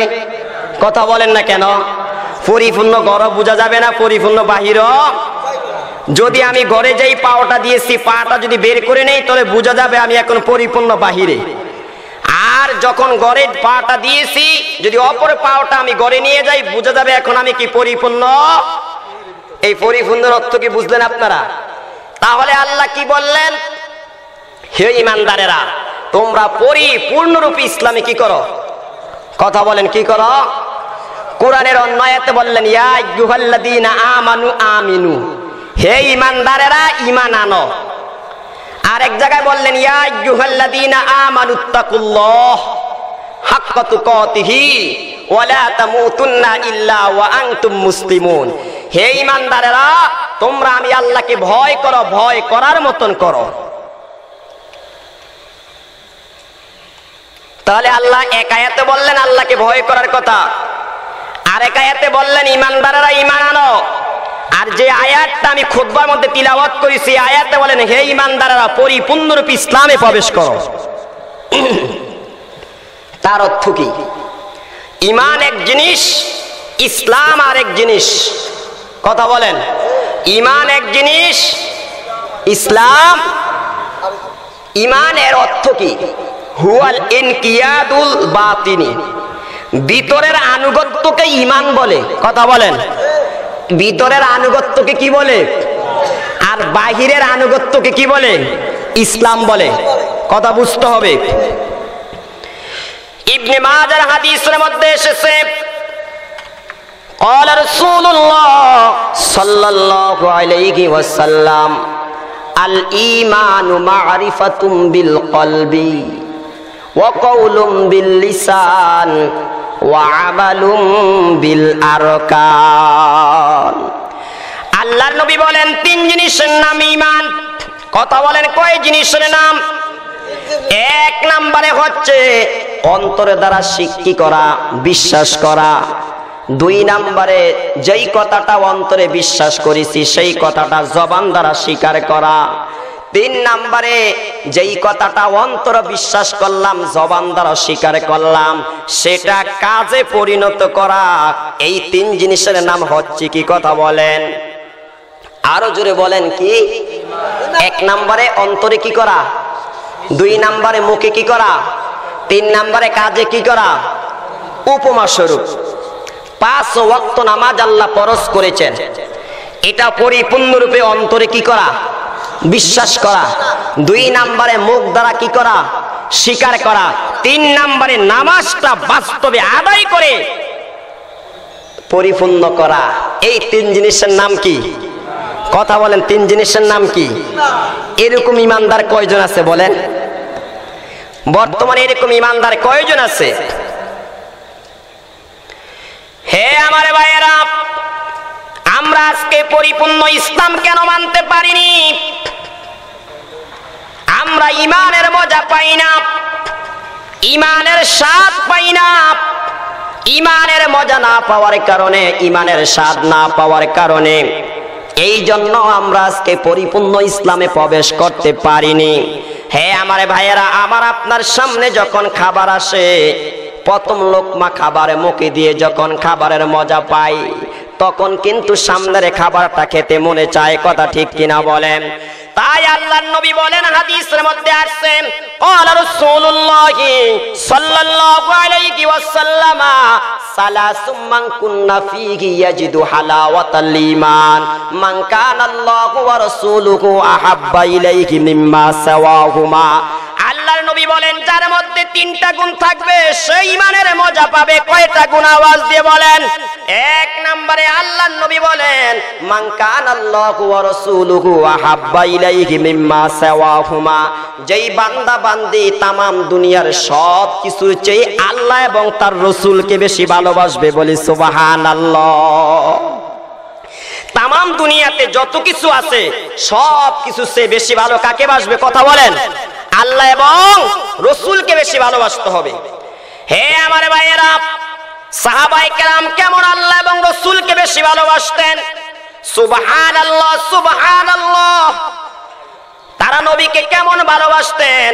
আজ তো আমাদের সমাজে নবীর ভালোবাসার দাবিদারের অভাব নাই। কথা ঠিক কিনা? আওয়াজ দিয়ে বলেন। আহলে সুন্নাত ওয়াল জামাতের অভাব নাই, সুন্নি দাবিদারের অভাব নাই, অথচ ওযুর সময় মেসওয়াক নাই, খাবারের সময় দস্তরখান নাই। কথা ঠিক কিনা? আওয়াজ দিয়ে বলেন। তাই আল্লাহর নবী বলেন, ওই ব্যক্তি ঈমানের মজা পাবে যেই ব্যক্তি তামাম দুনিয়াতে যত কিছু রয়েছে সব কিছুর চেয়ে আল্লাহ এবং রাসূলকে বেশি ভালোবাসবে। রাজি আছি? কথা বলেন। তামাম দুনিয়াতে যত কিছু আছে সব কিছুর চেয়ে বেশি ভালোবাসতে হবে আল্লাহকে, বেশি ভালোবাসতে হবে রাসূলকে। সাহাবায়ে কেরাম নবীকে কেমন ভালোবাসতো আমরা সকলেই জানি ঘটনা। হযরতে হানজালা রাদিয়াল্লাহু তাআলা স্ত্রীর সাথে মিলন করেছেন, গোসল করতে নদীর তীরে গেছে। এমনই সময় আল্লাহর নবীর কতলের কথা শুনেছে। গোসল বাদ দিয়ে তরবারি নিয়ে জিহাদের ময়দানে জিহাদ করে শহীদ হয়ে গেছে। কথা ঠিক কিনা? আওয়াজ দিয়ে বলেন। এরকম নবীর আশিকি আছে বর্তমানে? কথা বলে না কেন? আছে। হ্যাঁ আমার ভাইয়েরা, সহিহ বুখারীর হাদিসের মধ্যে আসছে, ক্বালা রাসূলুল্লাহ সাল্লাল্লাহু আলাইহি ওয়াসাল্লাম, লা ইউমিনু আহাদুকুম হাত্তা আকুনা হাব্বা ইলাইহি মিন ওয়ালিদিহি ওয়া ওয়ালাদিহি ওয়ান নাসি আজমাইন। আল্লাহর নবী বলেন, ওই পর্যন্ত কেউ মুমিন হতে পারবে না যেই পর্যন্ত সে তার ছেলে সন্তান থেকে, তার পিতামাতার থেকে, তার আত্মীয় স্বজন থেকে, স্বয়ং তার নফসের থেকে, জীবনের চেয়ে আমি নবীকে বেশি ভালো না বাসবে। সুবহানাল্লাহ। ভাইয়েরা আমার, সাদ ইবনে আবি ওয়াক্কাস রাদিয়াল্লাহু তাআলা আনহু, যিনি হলেন জান্নাতের সুসংবাদ প্রাপ্ত সাহাবী। আল্লাহু আকবার। ওই সাহাবীর ঘটনাটা শুনলে আমরা আশ্চর্য হয়ে যাব। তিনি যখন ইসলাম ধর্ম গ্রহণ করলেন, ইসলাম ধর্ম গ্রহণ করার পরে তিনার মা যখন জানতে পারলেন আমার ছেলে সাদ ইসলাম ধর্ম গ্রহণ করেছে, এবার তিনার মা সাদকে ডাক দিয়ে বলে, হে সাদ, তুমি আমার একান্ত সন্তান, তুমি আমার কলিজার টুকরা। আমি শুনতে পেয়েছি, জানতে পেয়েছি তুমি নাকি ইসলাম গ্রহণ করেছ, তুমি নাকি মুহাম্মাদের ধর্ম গ্রহণ করেছ। সাদ বলে, জি মা, আমি ইসলাম ধর্ম গ্রহণ করেছি। এবার তার মায়ের ডাক দিয়া বলে, হে সাদ, যেই পর্যন্ত তুমি ইসলাম ধর্ম ত্যাগ না করবা, যেই পর্যন্ত ইসলাম ধর্ম না ছাড়বা, সেই পর্যন্ত আমি মা কোনোদিন মুখে খাবার দিব না, আমি মা বিছানার সাথে আমার পিঠটা লাগাবো না। এবার সাদ রাদিয়াল্লাহু তাআলা আনহু বিপদে পড়ে গেলেন। একদিন চলে গেল, মা খাবার খায় না, বিছানার সাথে পিঠ লাগায় না। এবার মা বলে, সাদ, আমি যদি না খেয়ে মারা যাই তাহলে সমাজের মানুষ বলবে তার ছেলের কারণে কি করছে, তার মা ইন্তেকাল করছে। হে সাদ, তোমাকে মানুষ কি করবে? ধিক্কার দিবে, মানুষ তোমার বদনাম বলবে। এবার সাদের মা বলে, হে সাদ, এখনো সময় আছে, ইসলাম ছেড়ে দাও, এখনো সময় আছে, মুহাম্মাদের ধর্ম ছেড়ে দাও। এবার সাদ বলে একদিন, 2 দিন, 3 দিন চলে গেল। এবার আমার মা ঠিক মতন খাবারও খায় না, আমার মা বিছানার সাথে পিঠো লাগায় না। এবার আমি বলে দিলাম সাদ বিপদের মধ্যে পড়ে গেল। একদিকে মা, অপরদিকে হলো ইসলাম। ইসলাম রক্ষা করলে মাকে পাওয়া যায় না, মাকে রক্ষা করতে গেলে ইসলাম মানা যায় না। কথা ঠিক কিনা বলেন? এবার সাদ রাদিয়াল্লাহু তাআলা আনহু বলেন, ও আমার মা, আমি আপনাকে ভালোবাসি, মহব্বত করি, তবে আল্লাহর কসম করে বলি মা, একবার নয়, 2 বার নয়, তুমি যদি 100 বার মৃত্যুবরণ করো, আবার 100 বার জীবিত হও, তারপর আমি সাদ আল্লাহর নবীর ধর্ম ছাড়তে পারবো না। সুবহানাল্লাহ।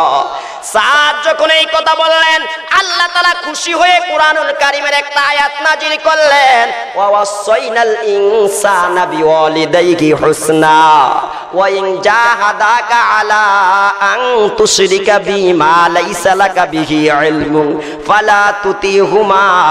আল্লাহ তাআলা বলেন, হে तमाम দুনিয়ার মানুষ, তোমার পিতামাতার সাথে ভালো ব্যবহার করো, পিতামাতার সাথে নম্র ব্যবহার করো, পিতামাতার খাবারের প্রয়োজন হলে খাবার দাও, পিতামাতার পোশাকের প্রয়োজন হলে পোশাক দাও। কথা ঠিক কিনা বলেন? এমন সন্তান কয়জন আছে পিতামাতাকে পোশাক দেয়, পিতামাতাকে খাবার দেয়, পিতামাতাকে আহার দেয়? কথা ঠিক কিনা বলেন? তাই আল্লাহ তাআলা আয়াত নাযিল করে জানিয়ে দিলেন, হে तमाम দুনিয়ার মানুষ, তোমার পিতামাতার সাথে ভালো ব্যবহার করো, তবে জেনে রাখো, এই পিতামাতা যদি আমি আল্লাহর সাথে শরীক করতে বলে, আমি আল্লাহর সাথে অংশীদার স্থাপন করতে বলে, এই ব্যাপারে পিতামাতাকে মানা যাবে না। কথা ঠিক কিনা? আওয়াজ দিয়ে বলেন। পিতামাতা হিসাবে তার সম্মান করা যাবে, তার খেদমত করা যাবে, কিন্তু পিতামাতা যখন বলবে তার সাথে আমি আল্লাহর সাথে শরীক করতে, আমি আল্লাহর হুকুম অমান্য করতে, এই ক্ষেত্রে আর পিতামাতাকে মানা যাবে না। কথা ঠিক কিনা? আওয়াজ দিয়ে বলেন। তাহলে ভাইয়েরা আমার, যেখানে স্বয়ং পিতামাতাকে মানা যাবে না, আল্লাহর বিরুদ্ধে কথা বললেন, আল্লাহর সাথে শরীক করলে, আমি জানতে চাই যেই নেতা আল্লাহর বিরুদ্ধে আইন করে, যেই নেত্রী আল্লাহর বিরুদ্ধে আইন করে, এমন নেতা নেত্রীকে কি মানা যাবে? আওয়াজ দিয়ে বলেন।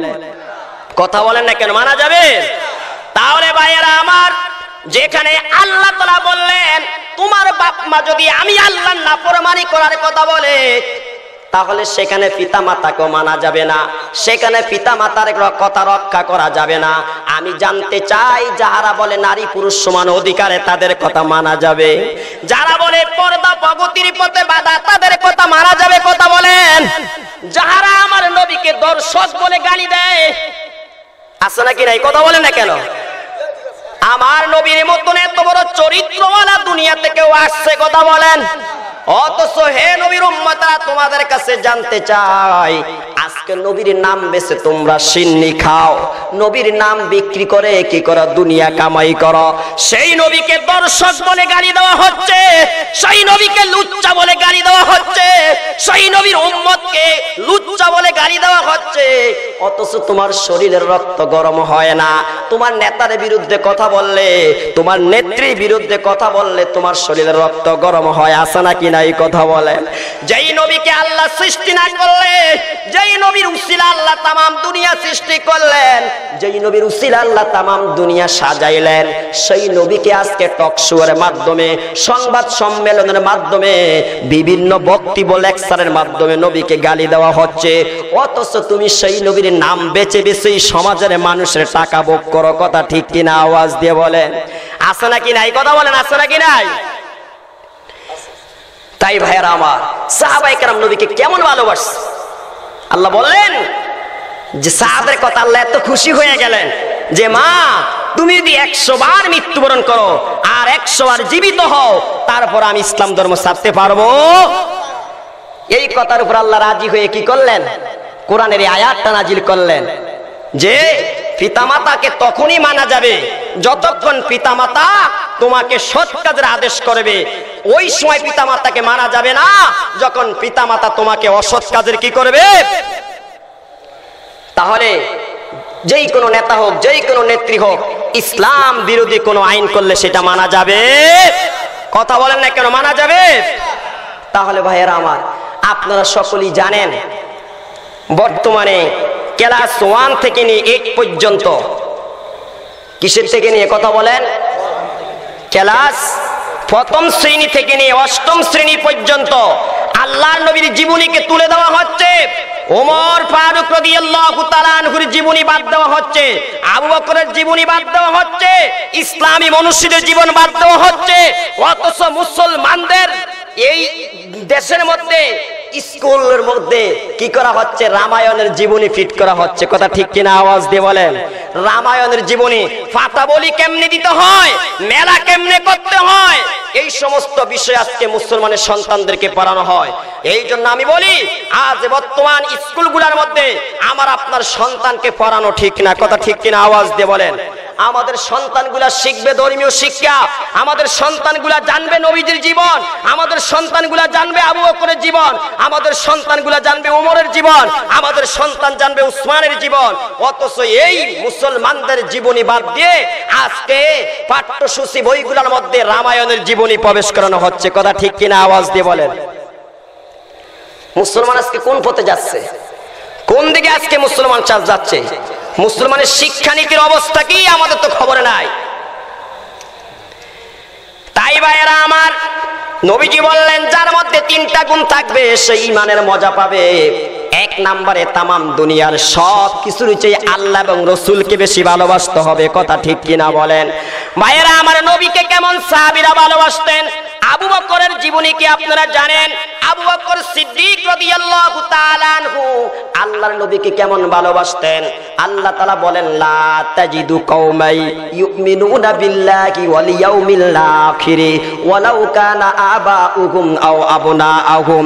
আল্লাহ বলেন, হে নবী, ঈমানদারদেরকে আপনি কখনো পাবেন না যারা আমি আল্লাহর প্রতি ঈমান এনেছে, পরকালের প্রতি ঈমান এনেছে, তারা ইহুদি খ্রিস্টান বেঈমানের সাথে সুসম্পর্ক রাখতে। কথা ঠিক কিনা বলেন। এই আয়াতের ব্যাখ্যা করতে যায়া মুফাসসির কেরাম লিখেছেন, আল্লাহর নবীকে একদিন আবু বকরের বাবা গালি দিয়েছিল। কি দিয়েছিল? আবু বকর সিদ্দিকের সামনে তার বাবায় নবীকে গালি দিয়েছে। সাথে সাথে আবু বকর তার হাত দ্বারা তার বাবার গালের মধ্যে এত জোরে এক সর মারলেন, তিনি জমিনের মধ্যে ঘুরে পড়ে গেলেন। কারে সর দিলেন? আপন বাবাকে। নবী যখন জানতে পারলেন, প্রশ্ন করলেন, আবু বকর, তুমি তোমার বাবাকে সর দিলা কেন? তখন আবু বকর বললেন, ইয়া রাসূলুল্লাহ, ইয়া হাবিবাল্লাহ, ওই সময় যদি আমার হাতে তরবারি থাকতো আমি তাকে 2 টুকরা করে ফেলতাম। সুবহানাল্লাহ, সুবহানাল্লাহ। নবী, আমার সামনে সে আপনাকে গালি দিয়েছে, তাহলে ব্যাখ্যা বলেন। অথচ হাদিসের মধ্যে আসছে, আরহাম উম্মতি বি উম্মতি আবু বকর, উম্মতের মধ্যে সবচেয়ে নম্র ভদ্র হচ্ছে, নরম আচরণওয়ালা হচ্ছে আবু বকর। সেই আবু বকরের সামনে যখন নবীর আবু বকরের স্বয়ং নিজের পিতা গালি দিচ্ছে, তখন আবু বকর সাথে সাথে বাবার প্রতিশোধ নিচ্ছে। কথা ঠিক কিনা বলেন।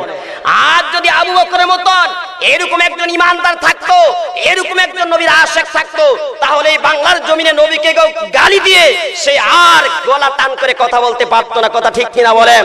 যেখানে গালি দিত সেখানেই তার গর্দানকে কুটিয়ে দেওয়া হইতো। কথা ঠিক কিনা আওয়াজ দিয়ে বলেন। অথচ দুঃখের বিষয়, আমরা আজকে নবীর নাম বিক্রি করে খাচ্ছি, নবীর নাম বিক্রি করে আজকে আমরা সমাজের মধ্যে চলছি। অথচ আজকে নবীর বিরুদ্ধে ষড়যন্ত্র চক্রান্ত, কোরআনের বিরুদ্ধে ষড়যন্ত্র চক্রান্ত, ইসলামের বিরুদ্ধে ষড়যন্ত্র চক্রান্ত, ওলামায়ে কেরামের বিরুদ্ধে ষড়যন্ত্র চক্রান্ত, অথচ এই ব্যাপারে আমাদের কোনো ভূমিকা নাই। কথা ঠিক কিনা আওয়াজ দিয়ে বলেন। তাই ভাইয়েরা আমার, নবী বললেন কারা ঈমানের মজা পাবে? 3টা গুণ যাদের মধ্যে থাকবে। 1 নম্বরে দুনিয়ার সবকিছু চেয়ে আল্লাহ এবং রাসূলকে বেশি কি করবে? ভালোবাসবে। 2 নম্বরে হচ্ছে ওয়ামান আহাব্বা আবদান লা ইউহিব্বুহু ইল্লা লিল্লাহ। ওই বান্দা ঈমানের মজা পাবে, ওই বান্দি ঈমানের মজা পাবে যেই বান্দা বান্দি কাউকে ভালোবাসবে আল্লাহর জন্য। কাউকে ভালোবাসবে কার জন্য? এই লোকটা নামাজ পড়ে তাই আমি তাকে ভালোবাসি, এটা কার জন্য? এই লোকটা নামাজ পড়ে না, আমি তাকে ভালোবাসি না, এটাও কার জন্য? কথা বলেন। তাহলে রাসূল বলেন যেই বান্দা বান্দি এক বান্দা অপর বান্দাকে ভালোবাসবে, এক বান্দি অপর বান্দিকে ভালোবাসবে, শুধুমাত্র কার জন্য? কথা বলেন, আল্লাহর জন্য। তাহলে সে কি পাবে? ঈমানের মজা পাবে। তৃতীয় নম্বরে বলেন ওয়া মাই ইয়াকরাহু আইয়াউদা ফিল কুফরি বাদা ইযা আনকাযাহুল্লাহ কামা ইয়াকরাহু আইয়ুলকা ফিন নার।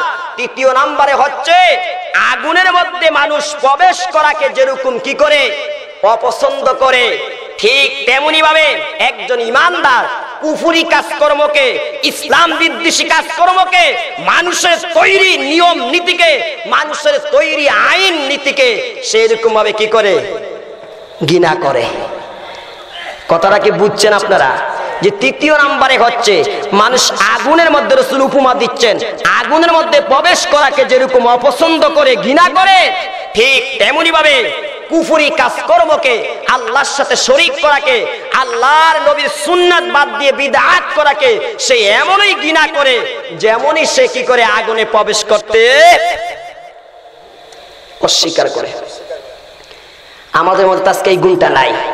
অথচ সমাজে যারা খারাপ, সমাজে যারা দুর্নীতি করে, সমাজে যারা সাদাবাজি করে, সমাজে যারা জুলুম করে, তাদের সাথে আমাদের আজকে সম্পর্ক বেশি। কথা ঠিক কিনা বলেন? কি বলেন? বিষয়টা কি এমন না?